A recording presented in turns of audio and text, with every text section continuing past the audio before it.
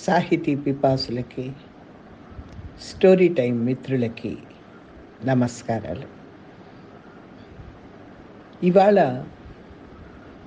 ఒక సరికొత్త కవితా పద్ధతిలో ఒక వచన కవిగా రూపొందినటువంటి భావ అభ్యుదయ కవితల మధ్య వారధిగా నిలిచినటువంటి ఒక మహానుభావుడి గురించి ఒక విహంగ వీక్షణం. ముందు ఉపోద్ఘాతం, ఆ తర్వాత కవితా ప్రసంగం. మా నవకవి అని పిలిపించుకోబడినటువంటి మహానుభావుడు బాలగంగాధర్ తిలక్. ఆయన రాసుకున్నట్టుగానే మా నాన్న భారతంలో పద్యాలు గడగడ అప్పచెప్పేవాడు. ఆయనకు పాలిటిక్స్ అంటే మహా ఇష్టం, అందులోనూ గాంధీ కన్నా తిలక్ అంటే మరీ ఇష్టం. ఆ పేరే నాకు పెట్టాడు. నేను మంచి కవిని అవుతానని మా నాన్న అప్పుడప్పుడు అంటూ ఉండేవాడు.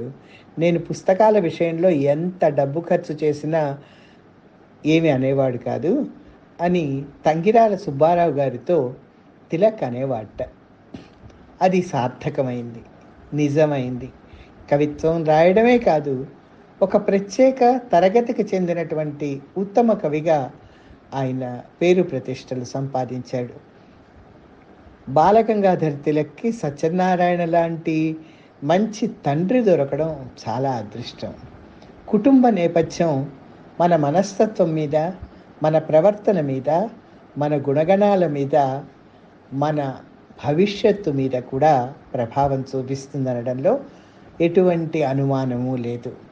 మన ఆలోచనలు ఏ విధంగా ఉంటాయో, మన ఆచరణలు ఏ విధంగా ఉంటాయో, మనం పరిస్థితులకు అనుగుణంగా ప్రవర్తించేటువంటి పద్ధతి ఏ విధంగా ఉంటుందో, కోపం కానీ, రౌద్రం కానీ, శాంతం కానీ, శృంగారం కానీ, ఏ రసమైనా ఆస్వాదించడానికి మనసుని ఏ విధంగా సంసిద్ధం చేసుకోవాలి, ఇవన్నీ కవితా రూపంలో, ఖండికా రూపంలో మనకి వచన కవిత్వంలో చెప్పినటువంటి మహానుభావుడు బాలగంగాధర్ తిలక్. ఆయన తండ్రి చాలా ప్రభావం చూపించాడు. ఎప్పుడు కవిత్వాన్ని గురించినటువంటి మాటలు, చర్చలు, ఇంట్లో వ్యాసంగము జరుగుతూ ఉండేది. అందుకనే బాలగంగాధర్ తిలక్ అతి సున్నితమైనటువంటి మనస్తత్వం కలవాడిగా చెప్పబడ్డాడు. వాళ్ళది సంపన్నమైన కుటుంబం. తిలక్కి 10 మంది అన్నదమ్ములు, 5 అక్క చెల్లెళ్ళు. పశ్చిమ గోదావరి జిల్లా తణుకు దగ్గర మండపాకలో 1921 ఆగస్టులో జన్మించి చిన్న వయసులోనే 45వ ఏటనే మరణించారు. తిలక్ నివాసం తణుకులోనే. చిన్న చిన్న ఉంగరాలు తిరిగిన నల్లని జుట్టు, కొనతేరిన ముక్కు, సోగ కళ్ళు, బంగారు రంగపు శరీర ఛాయ అని తంగిరాల వారు తిలక్ని వర్ణించారు. గుణగణాలతో పాటు శరీర ఆకారం కూడా చాలా అందంగా ఉండేదని 10 మంది చెప్తారు. తణుకు హై స్కూల్లో ఆయన స్కూల్ ఫైనల్ పాస్ అయ్యారు. ఆ తర్వాత మద్రాసు వెళ్ళి ఇంటర్మీడియట్ పూర్తిగా చదవకుండానే తిరిగి వచ్చేసి విశాఖపట్నం ఏవిఎం కళాశాలలో చేరాడు. అక్కడ చదువు పూర్తి చేయలేదు. తణుకు వచ్చేసి సాహిత్యం చదువుతూ, పేకాట ఆడుతూ, కవిత్వం రాస్తూ జీవితం గడిపేశాడు. పేకాటలోనూ బ్రాకెట్లోనూ డబ్బు వృధా చేశాడు. పేకాటలో గల అనుభవంతో దొంగ అనే కథ కూడా రాశాడు. అతి శుభ్రత, అతి సుకుమారం, అతి భయం, అనుమానం. మనకి మహానుభావుడి సినిమా గుర్తొస్తుంది కదా, మళ్ళా చెప్తాను. అతి శుభ్రత ఉండేది, అతి సుకుమారత్వం ఉండేది, అతి భయం ఉండేది, అతి అనుమానం కూడా ఉండేదిట. వాటితో పాటు అనారోగ్యము ఉండేది. తెల్లటి వస్త్రధారణ చేసేవాట. అన్నీ కలిపితే తిలక్ అవుతాడని పెద్దలు చెప్పేవాళ్ళు. తెలుగు రాజు అని పేరు పొందినటువంటి పెన్మత్ సత్యనారాయణ రాజు గారు హై స్కూల్ పండితులైన తిలక్ గురువు. ఆయన దగ్గర తిలక్ ఛందస్సు, వ్యాకరణం, ప్రబంధాలు నేర్చుకున్నాడు, చదువుకున్నాడు, అర్థం చేసుకున్నాడు, విడమరిచి చెప్పించుకున్నాడు, అవగాహన చేసుకున్నాడు, చదివాడు. ఆ తర్వాత నవ్య సాహిత్య పరిషత్తు సభ్యులై ఆధునిక భావాలను అలవర్చుకున్నాడు. 1937లో ప్రభాతము సంధ్య అనే పద్య కవితా సంకలనం వెలువరించారు. 1945లో తర్వాత రాసిన కొన్ని పద్యాలు, గేయాలు కలిపి మళ్ళీ ప్రభాతము సంధ్య ఇంకొక రూపేణ అచ్చయింది. 1944లో బొంబాయిలో జరిగిన అఖిల భారత అభ్యుదయ రచయితల మహాసభలో పాల్గొన్నాడు. 1961 నుంచి కవిత్వంలో కొత్త పోకడల్ని చూపించాడు. అతను మరణించిన తర్వాత వచన కవితలు అమృతం కురిసిన రాత్రిగా ప్రచురింపబడ్డాయి. ఆ సంపుటి ఆంధ్రప్రదేశ్ కేంద్ర సాహిత్య అకాడమీ అవార్డులు పొందింది. గోరు వంకలు మరొక కవితా సంకలనం. ఆయన భావ కవితా ప్రభావంతోనూ అభ్యుదయ కవితా ప్రభావంతోనూ రచనలు చేశాడని చెప్పాను కదా. సుశీల పెళ్ళి, సుప్తశిల, సాలెపురుగు అనేటువంటి నాటకాలు కూడా వారు వెలువరించారు. సుచిత్రా పరిణయం అనే నాటకం కూడా రాశారు, నాటిక. తిలక్ కథలు కూడా ప్రచురింపబడ్డాయి. తిలక్ వ్యాసాలు కూడా పుస్తక రూపంలో వచ్చినాయి. ఆయన భావాలన్నీ కూడా అందరికీ అర్థమయ్యేలాగానే ఉంటాయి. గాలి మూగదైపోయింది, పాట బూడిదైపోయింది, వయస్సు సగం తీరకముందే అంతరించిన ప్రజాకవి, నభస్సు సగం చేరకముందే అస్తమించిన ప్రభా రవి మరి కనిపించదా అని ప్రశ్నించిన వాడెవరనుకున్నారు? శ్రీశ్రీ. శ్రీశ్రీ ప్రభావితుడై వచన కవిత మీద మోజుపడి బాలగంగాధర తిలక్ కవితని ఆదరించి అతని మీద ఆయన మరణించిన తర్వాత వెలిబుచ్చినటువంటి అభిప్రాయం అండి ఇది. ఎంత గొప్పగా శ్రీశ్రీ చేత పొగడబడ్డాడో. శ్రీశ్రీనే మనం గొప్పగా అనుకుంటాం ఆయన కవితా పద్ధతిని బట్టి. ఆ మనిషి మరొకళ్ళని మెచ్చుకోవడం అసలు స్పర్ధయా వర్ధతే విద్య అంటారండి. ఆరోగ్యకరమైనటువంటి వాతావరణంలో కవితా స్పర్ధ ఉండడం ఎప్పుడు కూడా శ్రేయోదాయకమే, సమాజం హర్షించాల్సిందే. స్మృతి గీతం రాశారు శ్రీశ్రీ తిలక్ మీద. ఇందులో తిలక్ని యువకవి లోకప్రతినిధిగా, నవభావ అమృత రసధునిగా, కవితా సతి నొసట నిత్యరస గంగాధర తిలకంగా, కవితా పుత్రుడిగా, కథన క్షాత్రుడిగా, సకల జగన్మాతృనిగా మెచ్చుకున్నాడు. తిలక్ కవిత అభ్యుదయ కవిత్వం కొన్నిపాళ్ళు, భావ కవిత్వం కొన్నిపాళ్ళు కలిసిన మిశ్ర రూపం. తిలక్ ఖచ్చితమైన మానవతావాది. తిలక్ తాను ప్రధానంగా అనుభూతివాదినని బల్లగుద్ది తనే చెప్పుకున్నాడు. వచన కవితా ప్రక్రియని పరిపుష్టం చేసిన కొద్ది మందిలో తిలక్కి ప్రత్యేక స్థానం ఉంది. ఆ సమకాలికులందరూ కూడా ఏకగ్రీవంగా వచన కవిగా ఆమోదించినటువంటి మహానుభావుడు బాలగంగాధర తిలక్. తిలక్లో ఉన్న ప్రముఖమైన గుణం భావుకత్వం. కించిత్ ప్రేరణకు కూడా చెలించిపోయేటువంటి సుకుమార హృదయం కలిగినటువంటి మహానుభావుడు ఆయన. స్పందనా శక్తి. శ్రీశ్రీ తర్వాత కొంత భావుకత్వం ఉన్న కవి బహుశా మనకి కనిపించడేమో తిలక్ తర్వాత. ఈ భావుకత్వానికి తోడు తన హృదయంలో అనుభూతిని వ్యక్తం చేయగల శబ్దశక్తి, అలంకార పుష్టి కలిసి రావడంతో తిలక్ ఉత్తమ శ్రేణి కవిగా పరిగణింపబడ్డాడు. తిలక్ కవితలో క్లిష్టత ఉండదు. ఏం చెప్పదలుచుకున్నాడో తనకి తెలుసు కనుక ఎలా చెప్తే అందంగా ఉంటుందో, ఆనందం ఇస్తుందో తెలుసుకోవాలన్న ప్రయత్నంతోనే ఎన్నో రచనలు చేశాడు. భావ కవితా పదజాలాన్ని విడిచిపెట్టి రచనలు చేద్దామని అనుకున్నా మరులు కొన్న మగువలాగా ఆ భాషా సుందరే అతన్ని వదలకుండా వెంటపడుతూ వచ్చింది. నాకు తిలక్ కవిత్వం కలవారి కోడలు కలికి కామాక్షిలాగా కనపడుతుందని ఆరుద్ర చెప్పాడు. అంటే ఇందులో అంతరార్థం ఏంటంటే, కలవారి కోడలికి కన్నవాళ్ళు పెట్టినటువంటి పాత నగలు ఉన్నాయి, అత్తగారు చేయించినటువంటి కొత్త నగలు ఉన్నాయి. అందుకని ఆ రెండింటి సమ్మిశ్రితమైనటువంటి ఆ కలవారి కోడలి కలికి కామాక్షి తిలక్ రూపంలో మనకి సాక్షాత్కరిస్తుంది ఆయన కవిత్వంలో అన్నాడు. అంటే పాత కొత్తల మేలు కలయిక. ఇది ఆధునిక సాహిత్యపు లక్షణంగా మనం గురజాడ దగ్గర నుంచి చెప్పుకుంటూనే ఉన్నాం. అంటే అభ్యుదయ కవిత్వాలు, భావ కవిత్వం రెండూ కూడా కలగలిపి ఉండడం వల్ల ఒక వచన కవిత మార్గానికి నిర్దేశకుడు అవడం వల్ల తిలక్ శాశ్వతంగా కీర్తి సంపాదించుకున్నాడు. చాలా మంచివాడు. ఆ అతి మంచితనం, అతి సుకుమారత్వం ఆయన్ని కొన్ని ఇబ్బందులకు కూడా గురి చేసిందని చెప్తారు. తిలక్ అటు భావకవి, ఇటు అభ్యుదయ కవి అని చెప్పడానికి వీల్లేదు. ఆ రెండు సంప్రదాయాల్లోనూ కొన్ని లక్షణాలని తనలో సంగమింప చేసుకొని తాను ఒక ఆదర్శప్రాయుడయ్యాడు. తిలక్ మంచి కవి, అచ్చమైన కవి, మానవతావాది, వచన కవిత్వానికి పుష్టి చేకూర్చాడు అని అనేకులు పొగిడారు.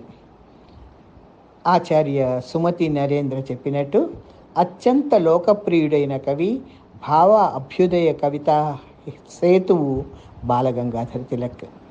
తిలక్ భావకవిగా ప్రణయ కవిత్వం రాశాడు, అభ్యుదయ కవిగా మార్గదర్శకము చేశాడు.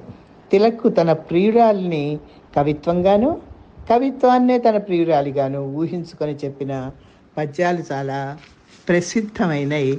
అవి ఎంతమందికో మార్గదర్శకమైనవి కూడా. చూడుము, నాకును నీకు మైత్రి ఒకనాటిది కాదు, కృతాంతమందు వాల్మీకుల శోకమందు మిథిలేసుని పట్టి విషాదమందు ఆకృతి దాల్చెకాక, మరి నవ్య శిరీష మృదుత్వమీ హృదిని ఏ కలలు ఎన్ని దగ్ధమై బూడిద కొండలైన అని చెప్తూ ఆ తర్వాత మరొక మలుపు తిరిగినటువంటి కవిత్వం, ఆమె నొసటి కస్తూరి చుక్క, చదల చుక్క, నెమలి రెక్క, అరటి మొక్క. కొంచెం శ్రీశ్రీ ప్రభావం కనబడుతోంది కదా. కదలి వచ్చి ప్రిదలి నవ్వి, నవ్వి నవ్వి నీరెండల పరుగులెత్తి, ఘోష హేష మురళి రవళి కదలి కదలి ఘనఘనల నిక్కొన కొనల ఝణఝణల బండి మువ్వ కాలిగజ్జ కలిసిపోయి అని ఈ విధంగా ఒక లయ, ఒక తూగు, ఒక ప్రాస, ఇట్లాంటి శబ్దభూయిష్టమైనటువంటి రచనని చేపట్టాడు తిలక్. కవిమిత్రుల పట్ల, నవ్య సాహిత్య పరిషత్తు పట్ల ఆయన పరిచయం పెరిగిన కొద్దీ అంతర్మథనం కూడా పెరిగింది. అందుకనే కవిత్వం మనస్సుకి, ఉద్రేకాలకి సంబంధించింది. ఈ మనస్సుని, ఉద్రేకాలని కొలిచే సరైన మానవ పరిమాణం ఇది వరకు లేదు, ఇక ముందు రాదు అని చెప్పచ్చు. అంటే కవిత్వానికి కొలమానం లేదు, కొలబద్ద లేదు. ఏంటి అనేది, ఎట్లా అనేది ఎవరికి వాళ్ళుగా అనుభూతి చెంది తమ అభిప్రాయాలు వ్యక్తం చేయడమే తప్ప ఇది అనేటువంటి ఆలంకారికమైన నిర్వచనాలు కొన్ని ఉన్నాయి. అది ప్రతిభ, వ్యుత్పత్తి, అభ్యాసము అన్నారు. అంటే స్వతసిద్ధంగా కొంత సహజ లక్షణం ఉండాలి. దాన్ని మెరుగుపరుచుకోవడానికి చదవాలి, చాలా ప్రపంచాన్ని చదవాలి, పుస్తకాలని చదవాలి. పుట్టించేటువంటి సామర్థ్యం, వ్యుత్పత్తి, అది కూడా ఆ గుణగణం కూడా ఉండాలి. నవనవోన్మేషశాలిని ప్రతిభ అన్నారు. ఎప్పటికప్పుడు కొత్తగా, పాతదే మళ్ళా మళ్ళా మళ్ళా అది పాత చింతకాయ పచ్చడి మంచిది అని అనుకోకుండా ఒక కొత్తదనాన్ని, నవ్యత్వాన్ని కవిత్వంలో ప్రవేశపెట్టాలనేటువంటి తహతహ తిలక్లో మనకు కనపడుతుంది, తిలక్ కవిత్వంలో కూడా కనపడుతుంది. కవిత నిర్వచనం ఎవరు చెప్పడానికి వీల్లేదన్న పద్ధతిలో రాశాడు తిలక్. అంటే ఎవరి అనుభూతి వాళ్ళది కదా. అంతవరకు కవిత్వానికి సరైన నిర్వచనం రాదు. మనసులో ఉన్న భావాన్ని స్పష్టంగా వ్యక్తం చేయాలి. మన లోపల జరిగే ఒకానొక అనుభూతి విశిష్టత కవిత్వానికి ఆధారమని ఆనందవాణి అనే పత్రికలో ఒక వ్యాసంలో వెలువరించారు తిలక్. ఒకానొక అనుభూతి విశిష్ట కవిత్వానికి ఆధారం అన్నాడు. ఈ విధంగా తపన చెందిన తర్వాత, మదన పడిన తర్వాత తన కవితత్వం, తనలో ఉన్నటువంటి కవితాతత్వం ఆయనకి తెలిసింది. కవిత్వ జ్ఞానం ఉదయించిందని చెప్పారు. తిలక్ అసలు రూపం అమృతం కురిసిన రాత్రిలోనే మనకి రూపు కడుతుంది. కవులన్నా రచయితలన్నా ఒక ఆరాధన ఉంటుంది కదా. నాకు కూడా చాలా ఇష్టమైన కవులలో దేవరకొండ బాలగంగాధర తిలక్ ఒకళ్ళు. ఆయన గురించి నేను మా నాన్నగారి ద్వారా మొదట విన్నాను. విన్నప్పుడే అమృతం కురిసిన రాత్రి అప్పటి నుంచి నాలో ఒక సుకుమారమైన భావాన్ని ఆయన పట్ల నింపింది. నాకు చదవాలన్న కుతూహలాన్ని కలిగించింది ఆ చిన్నతనంలోనే. ఆ పుస్తకం చూస్తూ ఉండేదాన్ని, ఆ అట్ట చూస్తూ ఉండేదాన్ని. కానీ అప్పట్లో అభిరుచి ఉన్న అర్థమయ్యే తత్వం ఎక్కువ లేదు ఆ చిన్నతనంలో. తర్వాత ఎంఏకి వచ్చాక, ఎంఏలో నేను స్పెషలైజేషన్ మోడర్న్ పీరియడ్ కావడం వల్ల మా గురువులు చెప్పిన విశేష అంశాలతో పాటు మా ఇంట్లో ఉండే లైబ్రరీ నాకు చాలా దోహదం చేసింది. నాకు చాలా ఒక ఆస్తి పుస్తక ప్రపంచం. మనం దేవరకొండ బాలగంగాధర తిలక్ కవితా వైభవాన్ని గురించి, కవితా మాధుర్యాన్ని గురించి మాట్లాడుకుంటున్నాం. చక్కటి కవితా లక్షణాలని తపన చెంది సాధించినటువంటి ఘనత తిలక్ది. ఆయన కవితత్వం తెలుసుకున్నారు, కవితా జ్ఞాని అయ్యానని చెప్పాడు. అమృతం కురిసిన రాత్రి అని ఒక కవితా సంకలనంలో తన కవితా పటిమనంతా ప్రదర్శించాడు. ఆయనే చెప్పుకున్నట్టుగా, నా కవిత్వం కాదొక తత్వం, మరి కాదు మీరనే మనస్తత్వం, కాదు ధనికవాదం, సామ్యవాదం, ఏ కేటగిరీకి చెందదు అన్నట్టుగా అందరి ఊహలకి వదిలేశాడు. ఎవరు ఎట్లా భావిస్తే, ఎవరికి ఎట్లా అర్థమైతే, ఎవరు ఎట్లా ఆస్వాదించగలిగితే, ఎట్లా ఆనందించగలిగితే అంత గంభీరమైన అర్థాన్ని తాను నిక్షేపించినట్టుగా మనం అనుకోవచ్చు. పైగా తన కవిత్వాన్ని తానే అందమైన మాటలతో నిర్వచించుకున్నాడు. నా అక్షరాలు కన్నీటి జడులలో తడిసే దయా పారావతాలు, నా అక్షరాలు ప్రజాశక్తులు వహించే విజయ ఐరావతాలు, నా అక్షరాలు వెన్నెలలో ఆడుకునే అందమైన ఆడపిల్లలు. కవిత్వం అంటే ఇంత అందంగా ఉంటుందా అండి? ఇంత ముద్దుగా ఉంటుందా? ఇంత హాయిగా ఉంటుందా? ఇంత ఊహకి అందే విధంగా ఉంటుందా? అందని విధంగా ఉంటుందా? మనం ఆస్వాదించాల్సిందే తప్ప, ఆనందించాల్సిందే తప్ప విమర్శించేటువంటి విధానం ఇక్కడ మనకి పనికిరాదు. అక్షరాలు దయా పారావతాలు, దయతో కూడినటువంటి. పారావతం అంటే మనకి ప్రవాహం అనే అర్థం ఉంది, పావురం అనే అర్థం ఉంది. భావం తడిసి ముద్దయితే కవిత రూపు కూడా అక్షర సత్యం అవుతుంది, కళ్ళకి కడుతుంది. రూపం స్వచ్ఛంగా ఉంటుంది, తెల్లగా ఉంటుంది, ఆనందాన్ని కలిగిస్తుంది. అట్లాగే ప్రజాశక్తులను వహించే విజయ ఐరావతాలు ఉన్నతంగా ఉంటాయి. ఆ ప్రజాశక్తి ఎంతటిదో తెలియచేసేటువంటి ఉన్నతమైన తత్వం ఉందన్నాడు. అసలంతా వచ్చింది 3వ పాదంలోనేనండి. నా అక్షరాలు వెన్నెలలో ఆడుకునే అందమైన ఆడపిల్లలు. పిల్ల అంటేనే ముద్దుగా ఉంటుంది కదా, అందులోనూ అందమైన ఆడపిల్లలు. అందమైన ఆడపిల్లలు అనగానే మనకి కళ్ళల్లో బాపు బొమ్మ కనబడుతుంది కదా. చక్కగా తీర్చిదిద్దినట్టున్నటువంటి ఆ అందము మూటగట్టుకుంటే ఎంత ఆహ్లాదకరంగా ఉంటుందో, ఆయన కవిత్వము అట్లానే ఉంటుంది, ఆయన అక్షరాలు అట్లానే ఉంటాయి. అవి కూడా ఆడుకునే అందమైన ఆడపిల్లలు. ఎక్కడ? వెన్నెల్లో ఆడుకునే అందమైన ఆడపిల్లలు. పిల్లలు, ఆడపిల్లలు, అందమైన ఆడపిల్లలు, ఆడుకునే అందమైన ఆడపిల్లలు, వెన్నెలలో ఆడుకునే అందమైన ఆడపిల్లలు. ఎంత అందంగా చెప్పాడో, ఎంత ముగ్ధ మనోహరంగా ఉందో ఈ భావం. నాకు చాలా మనసుకు నచ్చినటువంటి కవిత పంక్తి అండి ఇది. ఒక చక్కటి స్వరూపాన్ని కళ్ళ ముందు ఆవిష్కరింపచేశాడు. ఊరికే అనడం కాదు, తిలక్ రాత చాలా అందంగా ఉండేదిట, తీర్చిదిద్దినట్టుగా ఉండేదని చెప్తారు. అంటే బాపు అక్షరాలు ఎంత ప్రత్యేకంగా కనపడతాయో మనకి తిలక్ యొక్క రాత కూడా అంత అందంగా ఉంటుంది, చూడ్డానికే చాలా మనోహరంగా ఉంటుంది అని అనేకులు చెప్తారండి, తెలిసిన వాళ్ళు. చాలా అది అది ఒక వరం. స్పష్టంగా రాయడం వేరు, అందంగా రాయడం వేరు, ఆనందాన్ని ఇచ్చేట్టుగా రాయడం వేరు, ఆహ్లాదం కలిగించేట్టుగా రాయడం వేరు. ఈ లక్షణాలన్నీ కూడా ఆయన కవిత్వంలో మూర్తీభవించి మూటలు కట్టుకొని అక్షరాలుగా మన ముందు ప్రత్యక్షమైనాయండి. ఈ పాదాలలో తన కవిత్వం లలితంగా, ముగ్ధ మోహనంగా ఉండాలనేటువంటి ఆకాంక్ష ఎక్కువగా తెలుస్తుంది.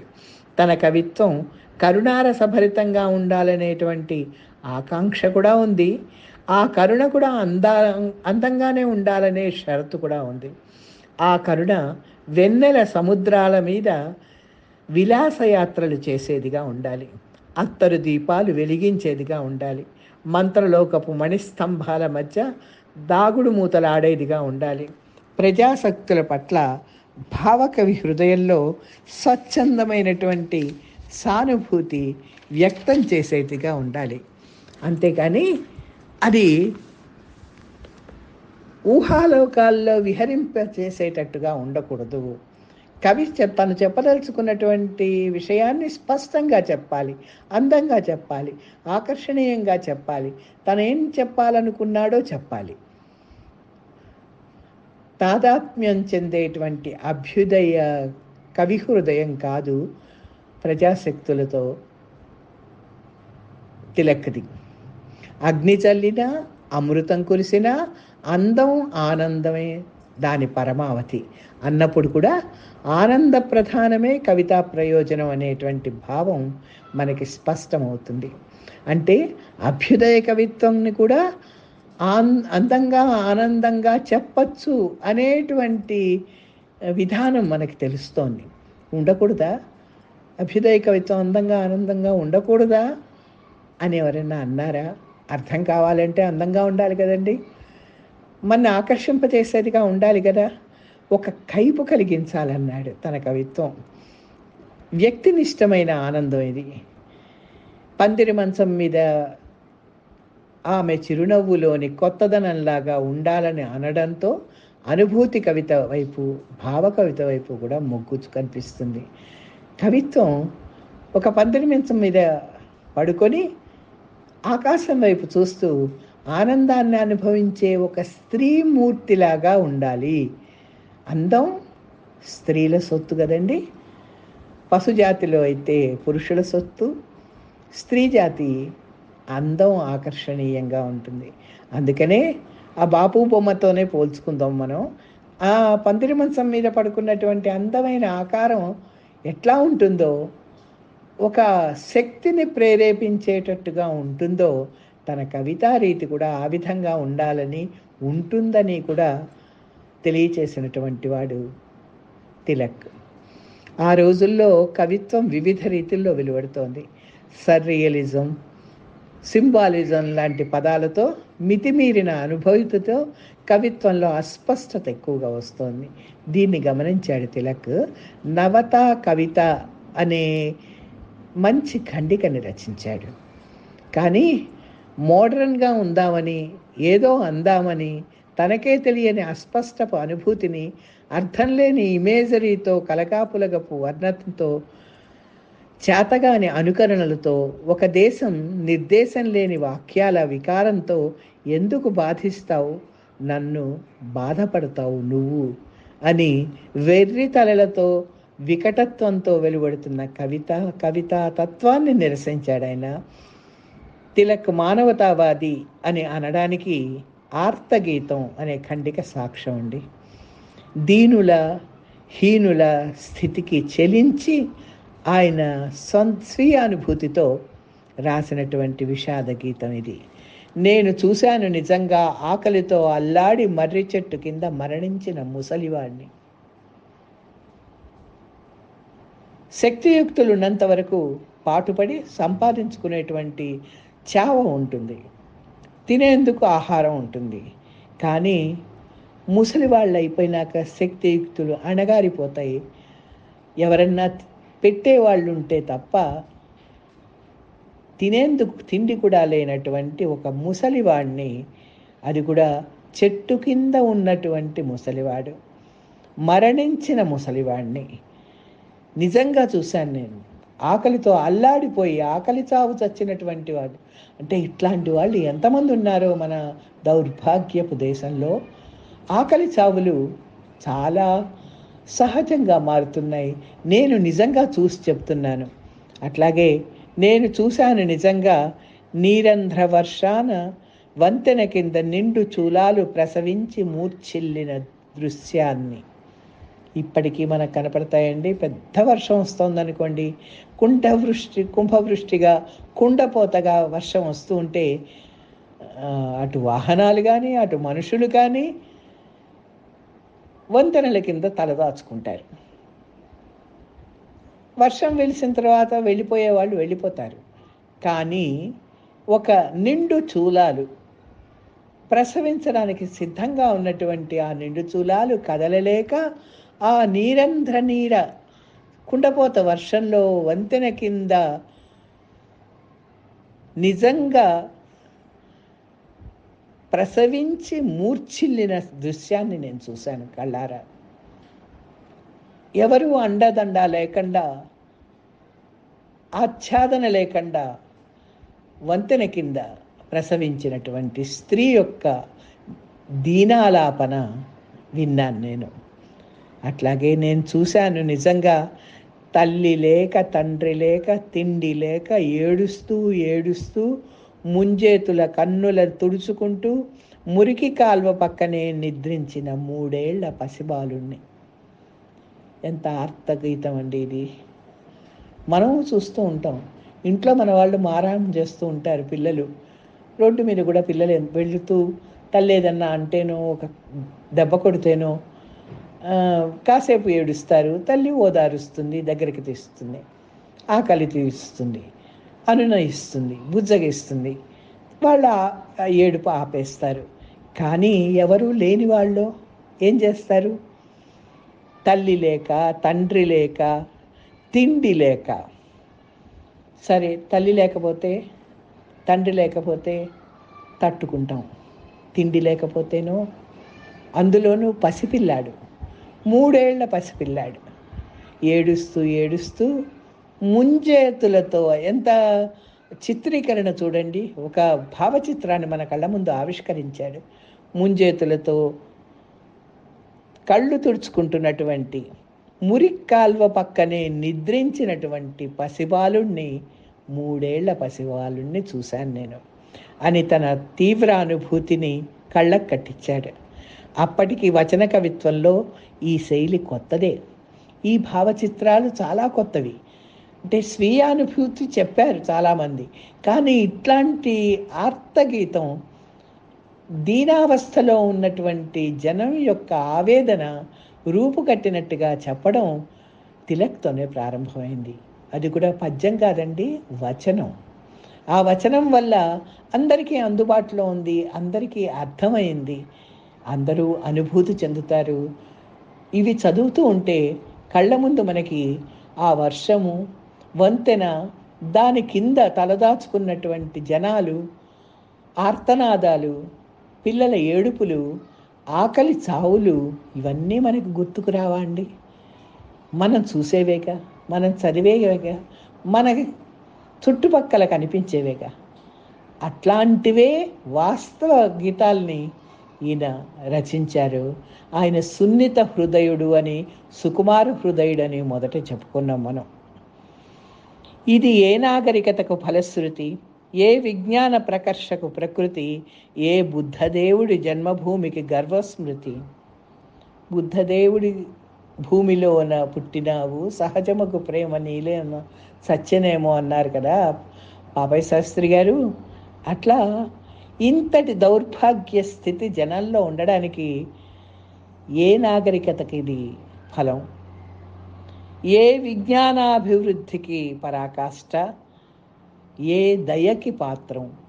ఇట్లాంటి స్థితిగతులు మన చుట్టూ కనబడుతున్నాయి కదా అని మన సంస్కృతిని, విజ్ఞానాన్ని నిలదీస్తాడు. కవి హృదయం మోడుగా మారింది. సమాజ దుస్థితికి కన్నీరుగా కరిగిన గీతిక అయ్యాడు.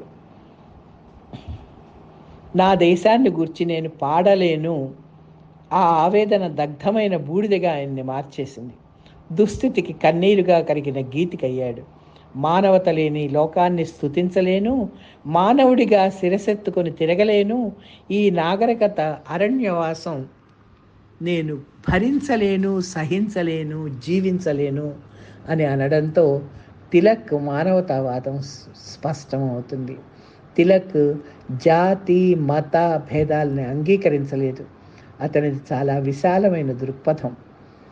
మానవాళికి అభయహస్తం ఇవ్వాలి అన్న తిలక్లో అభ్యుదయ అంశం ఉన్నదనడానికి వసుధైక గీతం అనేది ఆ ఖండిక నిదర్శనం. అందులోని ఈ పాదాలు ప్రత్యక్ష సాక్ష్యాలు. సంకుచితమైన జాతీయతాల సరిహద్దుల్ని చెరిపివేస్తున్నాను నేడు, అకుంఠితమైన మానవీయ పతాకను ఎగురవేస్తున్నాను చూడు, చరిత్రల రక్త జలధికి స్నేహసేతువు నిర్మిస్తున్నాను రండి, కవి వచస్ సవితృ కాంతి పూరమిది స్వేచ్ఛగా జలకమాడండి అని తన కవితా రస జలదిలో స్నేహపూర్వకమైనటువంటి వాతావరణంలో ఆ అమృతంలో తడిసి నీరవండి, ముద్దవండి, దయ కరుణ రస ఆవిష్కృతంగా మీరు మారండి, సంకుచితత్వాన్ని వదిలేయండి, జాతీయతని చాటి చెప్పండి, అకుంఠితమైనటువంటి మానవీయతను, ఒక మానవతావాదాన్ని మీరు అలవర్చుకోండి. స్నేహ సేతువు నిర్మిస్తున్నాను నేను అంటే కవికి పాఠకుడికి, కవికి జనానికి ఒక మంచి సహృదయ సుహృద్భావ వంతెన ఉండాలి. దాని ద్వారా కవి యొక్క భావాన్ని పాఠకుడు అంచనా వేయాలి, కవితో సానుభూతి చెందాలి. కవి యొక్క భావాల్ని నావి ఈ భావాలు అని చెప్పినప్పుడు అంటే గుప్పిట మూసి ఏముందో కనుక్కో అని వెతుక్కోమనకుండా, ఇదిగో ఇట్లా ఉంది పరిస్థితి, చుట్టుపక్కల మన పరిస్థితి ఈ విధంగా ఉంది, ఇది దేనికి పరాకాష్ట, మనం ముందుకెళ్తున్నామా వెనకెళ్తున్నామా, మనం అలవరుచుకోవాల్సినటువంటి గుణగణాలేంటి, మనలో ఉండాల్సిన లక్షణాలేంటి అని తన కవిత్వం ద్వారా ఒక అభ్యుదయ కరుణాతత్వాన్ని, మానవతావాదాన్ని, అందమైన ఆకారాన్ని చేకూర్చి అందించినటువంటి మహానుభావుడు తిలక్. మరికొన్ని విశేషాలతో మళ్ళీ మేము ముందుకు వస్తాను. మనం దేవరకొండ బాలగంగాధర తిలక్ భావకవిత్వాన్ని, అభ్యుదయ కవిత్వాన్ని, వచన కవిత్వాన్ని సోదాహరణంగా తెలుసుకుంటూ ఉన్నాం. ఆయన గొప్పదనాన్ని నెమరేసుకుంటున్నాం, మననం చేసుకుంటున్నాం. అందులో భాగంగా మరికొంత విషయాలు వివరాలు చెప్తాను. ఈయన రాసినటువంటి అనేక ఖండికల్లో కొన్నింటిని మనం చెప్పుకున్నాం. సిఐడి రిపోర్ట్ అనేటువంటి ఒక ఖండికలో లంచాలు తీసుకోనివాడు, నీతి నిజాయితీలు కలవాడు ఈ సమాజంలో జీవించలేడు, అతను మరణించడమే ఈ దేశానికి రక్ష అని చెప్తాడు. ఇది నిరాశావాదం కాదు, వాస్తవిక స్థితి. ప్రార్థన అనే ఖండిక తిలక్ని అభ్యుదయ కవిగా చూపిస్తుంది. దేవుడా రక్షించు నా దేశాన్ని పవిత్రుల నుంచి, పతివ్రతల నుంచి, పెద్ద మనుషుల నుంచి, నీతుల రెండు నాల్కల సాచి బుసకొట్టే నిర్హేతుక కృపా సర్పాల నుండి, లక్షలాది దేవుళ్ళ నుండి, వారి వారి పూజారుల నుండి, వారి వారి నిరంకుశ ప్రతినిధుల నుండి అని ఈ అన్యాయ వ్యవస్థకి కారకుల్ని వేలెత్తి చూపించాడు. పతివ్రతలు, పవిత్ర అనే శబ్దం వాడారు. అంటే పైకి ఒక రకంగా ఉండి లోపల మరొక రకంగా నిస్వార్థంగా కనిపిస్తూ స్వార్థపూరితులై ఉన్నటువంటి వాళ్ళని పెద్ద మనుషులుగా చలామణి అయ్యేటువంటి దొంగల్ని ఎండగట్టాడు. దేశ ప్రగతిని వాళ్ళు నిరోధిస్తున్నారని వాపోయాడు. కత్తివాదరకు తెగిన కంఠంలో హఠాత్తుగా ఆగిపోయిన సంగీతాన్ని వినిపించు, మానవ చరిత్ర పుటలలో నెత్తురొలికి మాసిపోయిన అక్షరాల్ని వివరించు అని తన అభ్యుదయకాంక్షని సూచిస్తాడు. చూడండి, కంఠంలో నరాలు తెగి రక్తస్రావం ఆగిపోతూ ఉన్న సమయంలో వచ్చేటువంటి ఆర్తనాదాల్ని కవితా వస్తువులుగా స్వీకరించి కవిత్వ విధానాన్ని తెలియచేయమని ఆయన అభ్యర్థన.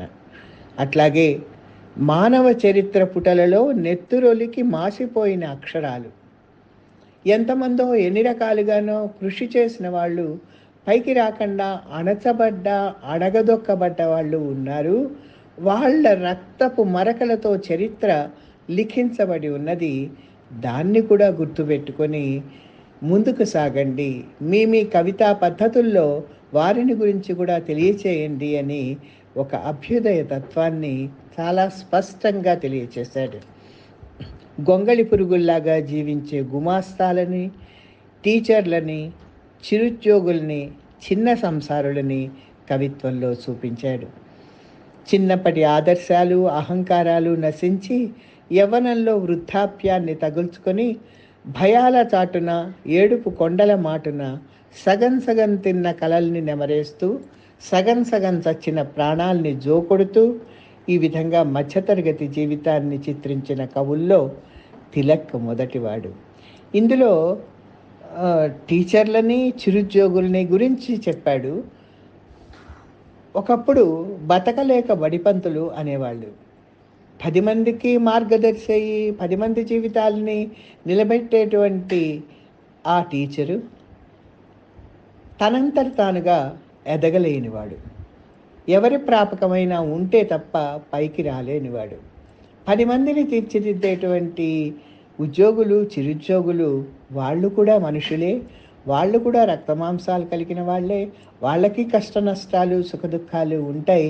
అవి కూడా గమనించండి, వాటిల్ని కవిత్వంలో చెప్పండి అని ప్రార్థించాడు, తెలియచెప్పాడు బాలగంగాధర తిలక్. ఈ విధంగా చిత్రీకరించిన వాళ్ళల్లో తిలకే మొట్టమొదటి వాడిగా చెప్పచ్చు. వాళ్ళని తిరుగుబాటు చేయమని చెప్పేటంత ఆవేశపరుడు కాదు, కానీ వాళ్ళ దుర్భర పరిస్థితిని వెల్లడించగల అభ్యుదయవాది అని మనం చెప్పచ్చు. మనకి ఇక్కడ శ్రీశ్రీ గుర్తొస్తాడు. కొంతమంది కుర్రవాళ్ళు పుట్టుకతో వృద్ధులు అని. కష్టాల్లో, కన్నీళ్లల్లో చిన్నప్పటి నుంచి పెరిగినటువంటి యువతరం వృద్ధాప్యాన్ని సంతరించుకుంటుంది, నిరాశని కూడా తీసుకుంటుంది, తనలో కలుపుకుంటుంది. కొంతమంది పుట్టుకతోనే వృద్ధులైపోతారు. అనుభవం వాళ్ళని పండేటట్టుగా చేస్తుంది, తల పండేటట్టుగా చేస్తుంది. వాళ్ళని కూడా దృష్టిలో పెట్టుకోండి, వాళ్ళ కష్ట నష్టాలను కూడా గుర్తుపెట్టుకోండి అని తిలక్ తన కవిత్వం ద్వారా తెలియచెప్పాడు. అట్లాగే సంప్రదాయ భీరువుకి, అస్వతంత్ర వితంతువుకి వసంతం లేదు. సాహసి కానివాడు జీవన సమరానికి, స్వర్గానికి పనికిరాడు. హిమసుందర శృంగమైన ఎవరెస్టుని ఒక టెన్సింగే ఎక్కగలడు. ఇంట్లో విడమరిచి చెప్పుకోవడానికి ఏమీ లేదు. అంటే భావ స్వాతంత్ర్యం అందరికీ అవసరం. భావ స్వాతంత్ర్యం అవసరం, భాషా స్వాతంత్ర్యం అవసరం. అయితే తిలక్ సాహసి కాదు కదా అని అనొచ్చు. ఆయన పూనుకొని ఏమీ అభ్యుదయాన్ని తీసుకురాలేదు, కానీ తన కవిత్వం ద్వారా మనుషుల్లో చైతన్యాన్ని రేకెత్తించడానికైతే ప్రయత్నం చేశాడు. కవుల్లో కూడా సాహసం లేదు, ఆచరణ లేదు. కవిత్వం వరకు మాత్రమే అభ్యుదయ అంశాలు ఉన్నాయి అని మనం కొంతమంది కవుల పట్ల చెప్పుకోవచ్చు. అంటే 10 మందికి ప్రబోధాన్ని చేసేవాడు కవి. ఆ కవి తన కవిత్వం ద్వారా కనుక నచ్చ చెప్తే, విప్పి చెప్తే సమాజ పరిస్థితి మెరుగవుతుందనేటువంటి ఒక ఆలోచన కవితాపరంగా మనం తిలక్ని దృష్టిలో పెట్టుకొని చెప్పుకోవచ్చు. ధనవంతుణ్ణి స్తుతి చేస్తే 10 డబ్బులు రాలుతాయి, సచివోత్తముణ్ణి స్మరిస్తే 10 కళ్ళు మన మీద వాళ్తాయి అంటూ డబ్బు కోసం, కీర్తి కోసం కవిత్వం రాయటాన్ని నిరసిస్తూ, అంతకుముందు ఎవరు స్పృశించని ముఖ్యమైన బడుగు జీవి, అందరికీ కావలసినవాడు, తను ఎవరికీ పట్టనివాడు అయిన తపాలా బంట్రోతు పైన కూడా ఖండిక రాశాడు. ఇది అభ్యుదయవాదం అనే చెప్పాలి కదా, అభ్యుదయ దృక్పథం అనే చెప్పాలి. ఒక బడుగు జీవి మీద కవిత్వం రాయడం కాదేది కవితకు అనర్హం కదా.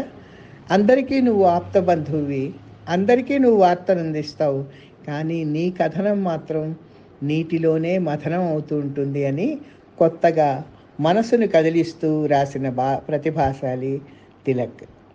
సంఘ దుస్థితి అతన్ని కదిలించి కన్నీరుగా కరిగించింది. వీటికి తాను చూపిన పరిష్కారం హృదయ పరిష్కారం మాత్రమే. సంఘ సమస్యకి వ్యక్తిగతమైన అభిప్రాయం కానీ పరిష్కారం కానీ సూచించడం న్యాయం కాదన్నాడు. విప్లవం అనేది 10 మంది కూడగట్టుకొని చేయాల్సిందే తప్ప, అభ్యుదయం అనేది సంఘం కూడితే జరిగేదే తప్ప, వ్యక్తిగతంగా ఒక అరుపు మాత్రం ఎవరికి వినపడదు. సంఘటితమైన శక్తి మాత్రమే దేన్నైనా మార్చగలదు అనే అభ్యుదయవాదం తిలక్ కవిత్వంలో కనపడుతుంది. ఇది కొత్తగా మనకి అనిపించేటువంటి స్థితి. కూడులేని లోకం ఇది, గుండెలోని తాపం ఇది, సోమయాజి శాపం ఇది, పెద్దలున్న మిద్దెలున్న పాపం ఇది, అడుగునున్న అడుసు తిన్న లోకం ఇది. మేం మనుష్యులం, మేం మహస్సులం, మాకు దాస్యం లేదు, మాకు శాస్త్రం లేదు, మాకు లోకం ఒక గీటురాయి, మాకు కరుణ చిగురు తురాయి, మేం పరపీడన సహించం, మేం దివ్యత్వం నటించం. ఎక్కడ ముసుగు ఆచ్ఛాదన వేసుకొని పరిస్థితుల్ని వివరించడం మా వల్ల ఏ పని కాదు. ఉన్నదాన్ని ఉన్నట్టుగా చెప్తాం. మాలో ఉన్న అభ్యుదయ భావాల్ని బయటికి చెప్పడమే మా కవితా లక్ష్యం. దానివల్ల ఎవరిలో అయినా ఎంతైనా మార్పు వస్తే అది మాకు సంతోషాన్ని కలుగజేస్తుంది. ఒక్కళ్ళ వల్ల అయ్యేటువంటిది కాదు విప్లవం అయినా, సంఘటితం అవ్వాలని చాటి చెప్తూ తన కవితా లక్షణాన్ని సుస్పష్టంగా విప్పి చెప్తూ తన సుకుమార సున్నిత భావాల్ని అందరికీ అర్థమయ్యేలాగా తెలియచెప్పినటువంటి మహానుభావుడు ప్రతిభాశాలి బాలగంగాధర తిలక్. తిలక్ని అర్థం చేసుకున్న వాళ్ళు తక్కువ మంది. ఏమైనా తిలక్ కవిత్వం అంతరాంతర జ్యోతిష్సీమల్ని బహిర్గతం చేస్తుంది. కవిత్వ రహస్యం కాళిదాసుకు తెలుసు, పెద్దనకి తెలుసు, కృష్ణశాస్త్రికి తెలుసు, శ్రీశ్రీకి తెలుసు, అట్లాగే తిలక్ కూడా తెలుసు. ఇంతటితో బాలగంగాధర తిలక్ కవితా వైభవాన్ని ముగిస్తున్నాను. స్వస్తి.